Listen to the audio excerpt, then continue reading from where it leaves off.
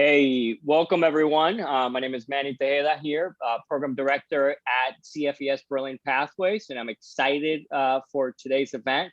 As you can see from the title, it's Networking in the New Age. So we're excited to have Porter and Justin join us. They're both part of the CFES board. So thank you for your time. And what we're gonna do today is it's really a very conversational discussion that we're going to have related to networking. Obviously, Justin and Porter, I'm going to ask you some questions, but really it's more about a conversation of how do we network now post-pandemic. So to kick it off, would you mind just introducing yourselves? Go for it, Justin. Absolutely. Hi, everyone. My name is Justin Chukumba. I've been working with CFES Brilliant Pathways going on 3 or 4 years now. I am originally from Central New Jersey. I've been in New York for the past 10 years, and I'm a sales director at Business Insider. Hey, everybody. My name is Porter Braswell. I'm the co-founder and CEO of a company called Jopwell. And Jopwell is an HR tech platform that assists diverse communities with connecting and achieving professional opportunities with now over 300 companies that work with us. I've been on the board of CFES Brilliant Pathways for several years and really excited to be a part of this conversation. Awesome. Thank you both for that introduction. And now you all understand why we have Justin and Porter. They're both superstars, and we're really going to just dive into networking. But I just wanted to kick it off, according to a recent study by Forbes Insight, 85% of people said they build stronger and more meaningful relationships during in-person meetings and conferences. So obviously we got COVID, so that's not something that is as readily available to us. So we've had to adapt, right? So with this session, what we want to dive into is how do we properly network to build strong relationships that can help us in the future, or we can help back and give back to others. So with that, let's kick it off with just the basic. How do you go about building your network? And can each of you reflect on how you build your network over time? Yeah, absolutely. I'll kick things off. And I think first and foremost, it's really easy to hear the word networking and get turned off a bit. I think over time, the term has come with a bit of a kind of negative connotation. So I believe if we just, take the word for what it is at its core, I believe networking is just about connecting with another individual that has a shared interest as you. So that could be through, work, through, hobbies, through mutual friends and connections. Networking at its core is just two individuals who hadn't met before connecting because they share a commonality, a common denominator. So, I think naturally you start to create your networks based on the groups and organizations that you're a part of, where you grew up, who your friends are, where you went to school, where you started to work, previous work experiences, clubs that you might belong to, interest groups that you might belong to. And I think because you're already able to have a common denominator that you share with a lot of these people, it makes things easier to sort of keep in touch over time. And I think, what I'm proud of, the fact that I've been able to do is through my, organizations, through my clubs, through my activities, through my career situations, I've been able to sort of develop this group, this network over time that I continue to invest in. And I think oftentimes we think of networking as sort of like an active thing. You need to go out and network, you need to go out and meet people. But I think at the same time, it's also rather passive, right? It's a matter of sort of keeping up with connections that you've made over time. There's an element of, it's not just about what someone can do for you, it's also about what you can do for the people that you're working with, that you're talking to, that you're in touch with. And so I try to always lead with what I bring to the table, what I can offer someone in terms of a connection that I can make, or an interest that I have, and a new book that I found, and sending that out to my network to say, hey, I know we're all interested in this particular thing. Here's something that I found, would love to share it, right? So it's really about making yourself a value add to other people's lives, so that kind of when the circle comes back around and there might be something that you're interested in, or something that you need, or something that you desire, it's easy to get back in touch. It's easy to reconnect. because you've sort of already formed that initial bond and you've already added value to that relationship. So, you hopefully you shouldn't go into it assuming that this is just like a get what you can get from people. I think the first step is always thinking about the value that you're adding to another person's life. And I'll stop there and let Porter jump in. No, I agree with everything that Justin just said. As I think about my network to me are the people that I want to provide value to first and foremost, but also understanding the value that they can provide to me. And it's not a transactional relationship where I give something, you give something back. It's a relationship that we can trust each other to share experiences, opportunities, be vulnerable, ask for feedback, most importantly, constructive feedback. And I think it's through building that trust and having individuals that you've identified where you can provide value and they can provide value to you. That is your network. Those are the individuals that you call on when you need an opportunity, or again, you want to bounce an idea off of them, or when you just want the feedback. And I think that having that network and cultivating that network and following up and keeping that network posted on what it is that you're working on or thinking about or need help with, the network will answer the call. They'll assist you. And by them doing the same to you, you can do the same for them. You can help them out, give feedback, and really ensure that those that are in your network are being taken care of. And ultimately, I think it's the most valuable thing any professional has. That's awesome. Thank you both for sharing. And I think that speaks to obviously the beauty of this skill, because obviously it's a skill, right? And we talk a lot about the essential skills at CFES and networking being part of one of the bigger ones. So as we reframe kind of like from that negative connotation that we might have regarding networking being, active, and shifting that to being passive, what would you say to someone who perhaps is somewhat apprehensive about sharing details about themselves, or they might just quite frankly be, an introvert and they just don't know how to talk about themselves or their experiences? What would you say to them so they can overcome that? I'll jump in, and I apologize if you hear a 10-month-old baby in the background.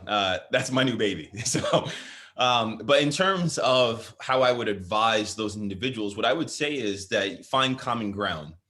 It is difficult to kind of break the ice, but there are very basic things that you can do to start a conversation with somebody. You can talk about the weather. You can talk about sports if you're a sports person. The simplest thing to do is just ask the question, what do you do? Where are you from? People love to speak about themselves.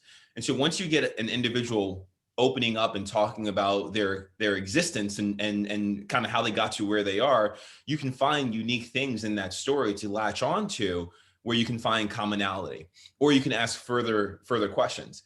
And so even if you are an introvert, by asking questions, especially to an individual that you are trying to connect with, you can learn more about them and really find that point of leverage where there's that commonality, where hopefully a relationship can be birthed. Absolutely. I'm going to have to double tap on what Porter just said. And if I think about my profession, and I work in sales, the best conversations that I have with my clients or my prospects are the ones in which I do the least amount of talking. So it's really about asking questions. It's really about getting them to open up. It's really about getting them comfortable with you so that they want to share that information. As Porter said, people love to talk about themselves, and it's a way for you to actually kind of, massage their ego a bit by asking them about who they are, what they do, what they're about, what interests them. And as you're asking, you want to be actively listening, taking notes, so that you can realize where there are commonalities and then sort of dive into those commonalities. And then once you have someone on the hook and you're talking about something that they're interested in, it's sort of a gold mine at that point. So if I think about, my own, professional skill, it's being able to ask the right questions and get people to open up and talk about who they are. That's when you really feel that there's a connection. And that is the connection that hopefully lasts over time, that you can then begin to, develop, nurture, and continue to nurture as you now are bringing this person into your hopefully larger network. That's awesome. Thank you both for sharing that. So thinking about kind of the changes that we've seen in the last 12 months. Obviously the limitations on gathering and in having that less time to really spend together in person. What are some ways in which you have networked, or that networking has worked well, that is not in person? Yeah, absolutely. I'd love to kick this one off, as I am sort of currently in the process of utilizing my network to hopefully, take a step in my professional career. And the first thing that I did was just reach back out to the people that I've been in touch with, the people that I've connected with over the course of the last few years, who have, helped me along the way, who have given me referrals. I've reached out to the recruitment teams that I've worked with in the past. I've definitely reached out to Porter and his team and his network, as they are, literally the group with their hands in the pot when it comes to opportunities and organizations that are hiring. So I think, not being afraid to reach out to say, hey, this is my new situation. Here's what I'm hoping to accomplish. And I would love to pick your brain about how you can help. So it's literally sending direct emails, following up, with old contact information you had, utilizing LinkedIn to make sure that your profile is up to date, so that when you're reaching out to new people, potentially, they see who you are, they can get a quick snapshot of, sort of what you're all about. And then hopefully that makes them a bit more open to have a conversation with you. The other thing is to kind of utilize your network to get indoors elsewhere, right? So it's asking for referrals. A person who's connected to another person, and you just have to ask, hey, I see that you're connected to this person. I would love to get in touch with them because I'm looking to accomplish, A, B, and C. Would you be willing to make that introduction? People usually like to help.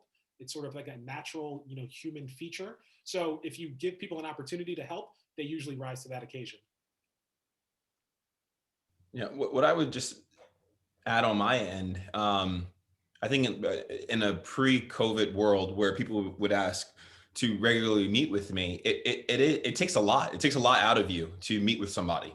But in this virtual world that we live in, it's easy to just jump on a computer screen and to have a meeting. It doesn't involve me going somewhere or somebody coming to me into my space. And so I find that it's a lot easier to be very direct in your ask of what are you looking to accomplish. And also there's no need to have a hour-long meeting or a 45-minute meeting. Like, you can schedule a 15-minute meeting just to jump on the screen and have a conversation. You can kind of get to the point. And so I think that while there's no longer this in-person component to networking, and I think that networking has evolved where I think it's easier to respect people's time because you can ask for less of it and still have the feeling of that in-personness because you are still seeing that individual. And I think that that's a unique opportunity that will stay with us post this COVID world. And just to add a final piece to that, being able to be fully digitized also eliminates borders, right? So generally you can only meet with people who are in your vicinity. Now you can meet with people literally across the globe as long as you coordinate times. So you're now empowered to extend and expand your network, as best you can, given the lack of limitations that we have in this digital space.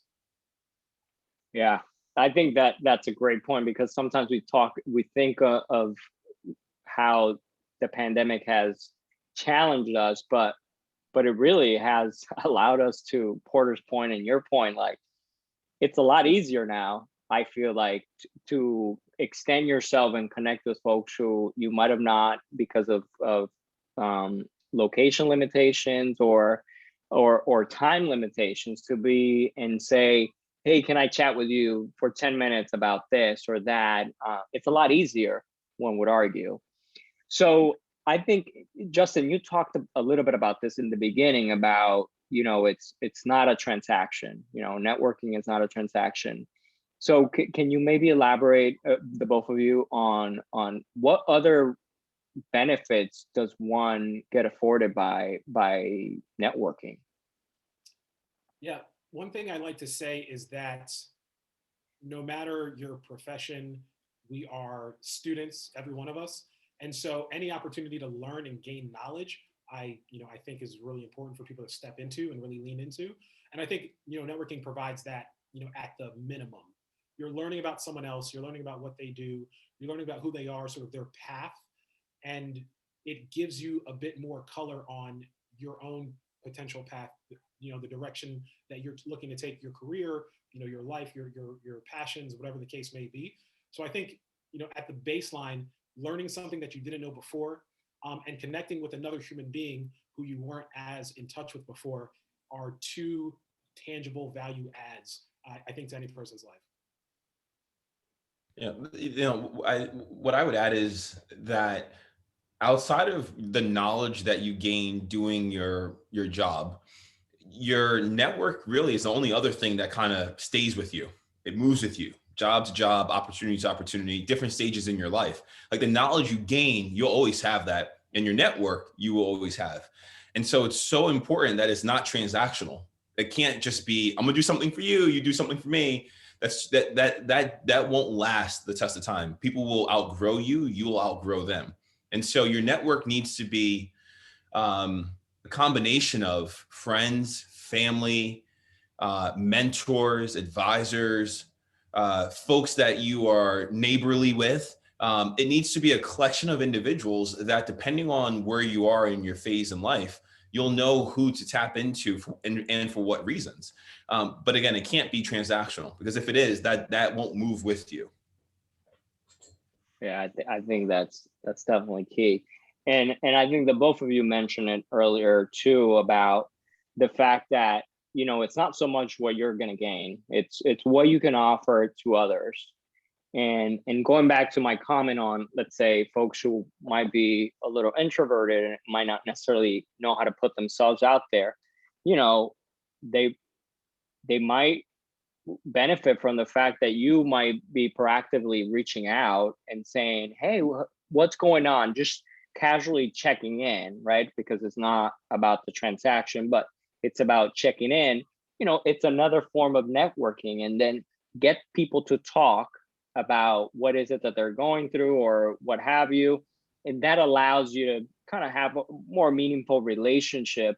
And going back to that, that article that I mentioned in the beginning, that's really how we're going to build better and stronger relationships with one another. One of the things I've been doing randomly is I just go through my phone book, and wherever I stop, I just send them a text and then say, hey, just checking in. How are things going? And sometimes I don't get a response for a day or two, but sometimes people respond and it's like, oh my God, I've been thinking about X, Y, or Z, or this time that you shared together. How are things going? Hey, it's been crazy, but at least they're opening up, and they really appreciate the fact that someone is not checking up on them, but checking in with them. So that I've found to be extremely helpful. And if you're watching and I haven't reached out to you, just know that when I get to you, that's what's happening. But on that, Manny, I think it's important that, again, it's not, I think this term networking is this big, intimidating thing. Like I personally don't network. I build relationships, and you mentioned, relationships. That's really what it is. And Justin knows this. I'm an introvert. I tell you right now, I get energy by being by myself with my family. Like, that's how I get energy. I give out too much energy when I'm out networking or building relationships. It sucks it all out of me. I can't stand doing that, to be honest. But it's a necessary thing to do. And so if I go at it with the lens of it's networking, I would never do it. I go at it with the lens of I'm building relationships, and it's necessary and it's important. And so therefore I do it. But I think for those that are introverted, just think of it as building relationships and building a connection with somebody. It makes it a lot less intimidating.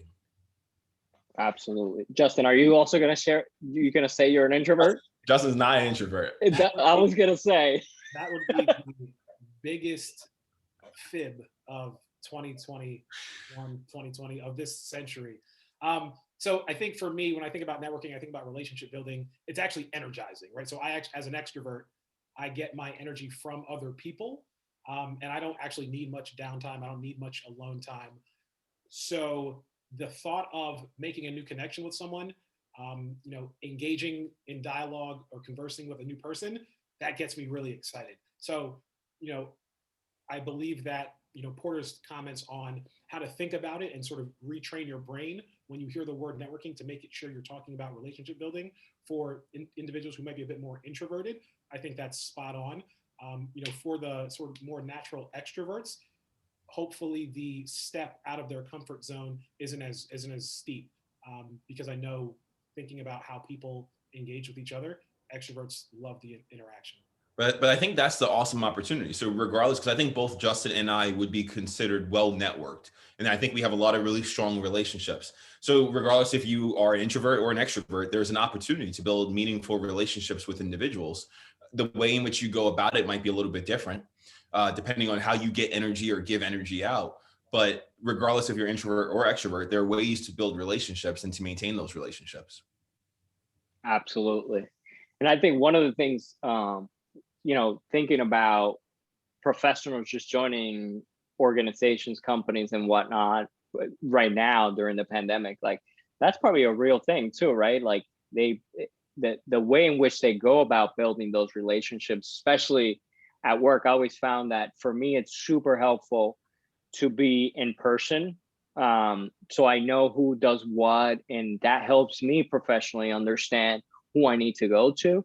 That if I was 100% remote, that might be a little bit more challenging, but that doesn't mean that it's less meaningful if I'm building a relationship over, Zoom meetings or Google Meets. It just looks different. So that's great because we can think about it differently, but we're doing the same thing. It's the same act of building that relationship. And even in that instance, it's I think the onus is on the employer. So as an employer, your job is to make sure people feel engaged and that they want to work for your organization. So in order to do so, you have to create space where people feel like they can connect with their colleagues, because we spend so much time with our colleagues, virtually or in person, that if you feel like you can't build authentic relationships and connectivity with those that you spend most of your waking time with, then you're going to choose to go find another opportunity or organization where you can create those bonds. Because ultimately, when you feel like you belong in that culture, you're going to perform the best.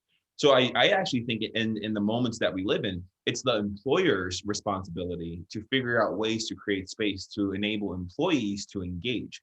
Because without that engagement, what are we doing? We're so fortunate, we can do a lot of different things.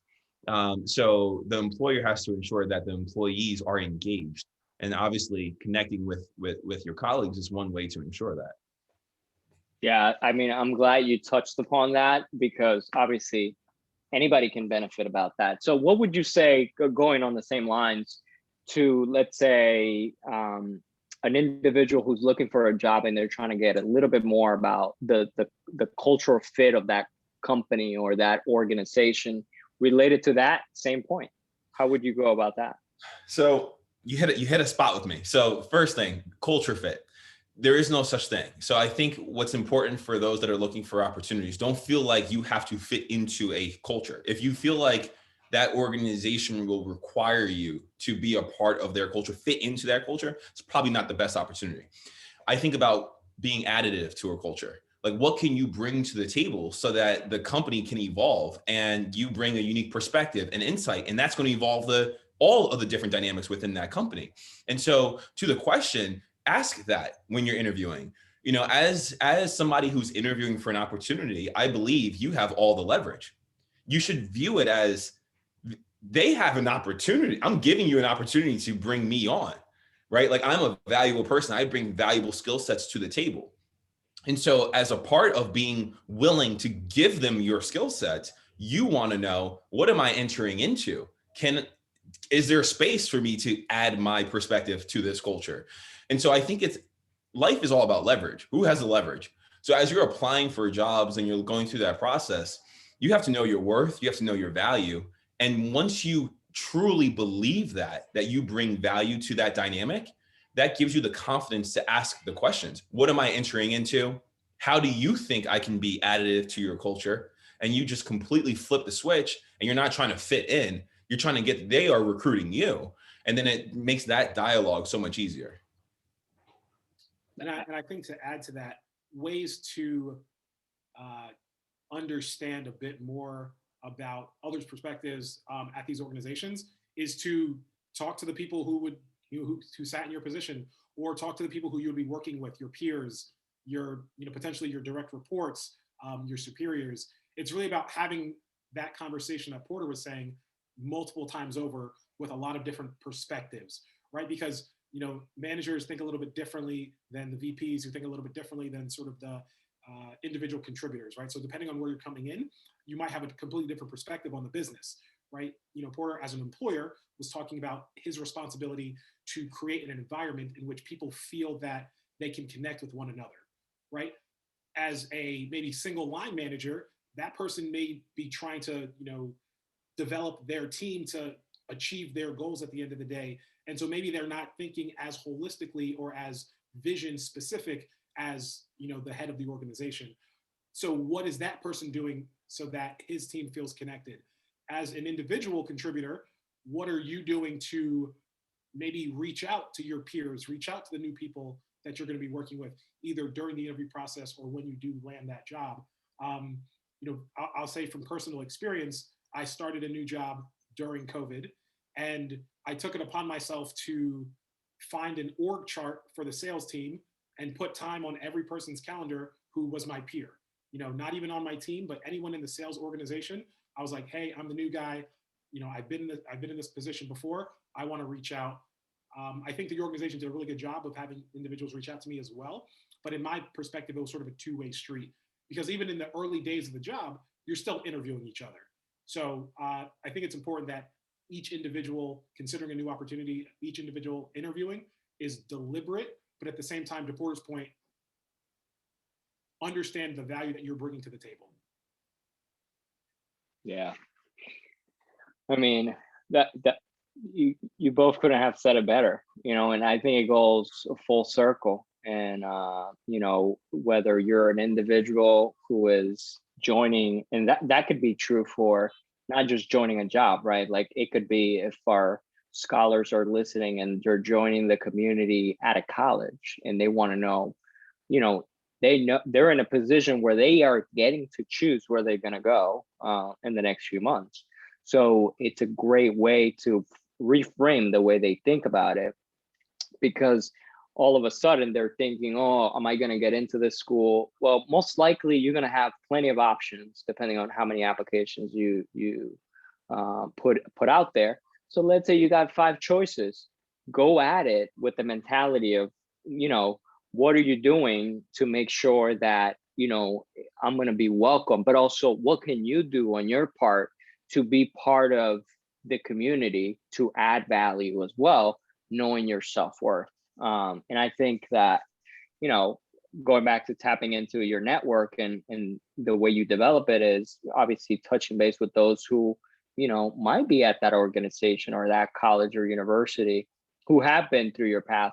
But I think don't leave it at that, because one's person's experience is not necessarily your own, right? So I think it's also important to step back and just take it for their story. Doesn't mean it's going to be your same story, but still absorb from that part. So I got another question, and as you know, we have schools all over the country. So thinking about some of our rural schools like Hawaii, West Texas, in the North Country, Vermont, they might not necessarily have a lot of opportunities to network with folks from different backgrounds. What would you say to those, how they can expand and diversify their networks? Because, obviously, whether they're in high school or in college about to join the workforce, that's important, right? But like, how do you genuinely do that? Yeah, it's what Justin said. I mean, it's borderless right now. So just because you are in a rural area doesn't mean you can't reach out to an individual who lives in a major city or in a different town or a different stage of life. You have to be intentional about who the individuals are that you're looking to reach out to, and why are you reaching out to those individuals, so that when you do cold outreach, you're very direct, you're very clear on what your ask is, and you can allow them to come into that conversation prepared to address the things you would like to address. And it doesn't matter where they live. As long as you can get the time zones right, you have an opportunity to connect. So this is the opportunity that's in front of individuals in this virtual world that we live in. It's not always going to be like that. So now is the time to take advantage of it. Absolutely. And thinking strategically about who you reach out to, how you reach out to them. I think if you're in high school, you're a junior or a senior, you're thinking about college, there are a couple colleges that you have in mind, utilizing Facebook and LinkedIn to find the alumni at those organizations to see where they ended up after school. What was their path? How did they get there? I think it's a really easy way in, right? To say to someone, hey, I saw that you went to this school. I have interest in going to that same university. Would love to pick your brain about how you made that decision and how that set you up for the future. So again, that's borderless. You can find people across the world who have listed it on their LinkedIn, listed it on their Facebook, and reach out in that way. If you're in college and there are a couple jobs that you're considering, a couple companies, using the alumni network and reaching out to people who are at those organizations, again, through Facebook and LinkedIn, to say, hey, I'm a junior, I'm a senior, I'm thinking about graduating soon. Would love to better understand how you made it to where you are. Again, you want to tap into the ego. You want to get that person to get really excited to talk about what they did and who they are. And I think that just really breaks the ice early on, because there's already, again, this commonality, this sort of common denominator between you two. Well, that was awesome. And I mean, a lot of nuggets out there for tips and what have you for those who are watching. And, whether they're a student in college or they're running an organization, there's something here for you too. So I just want to say thank you to the both of you for taking the time. As we mentioned, that we're gonna move on these on a monthly basis, and we're gonna tailor them to the essential skills. Today was about networking, but it wasn't just about networking. It was more than that, and that's what we hope to do for the rest of the series when we talk about goal setting, when we talk about agility, perseverance, and so on. So again, thank you both, Justin, Porter. From the bottom of our hearts, thank you, and we hope to see you soon. Awesome. Thank you. Appreciate it. Thank you, Manny. I'll talk to you guys soon.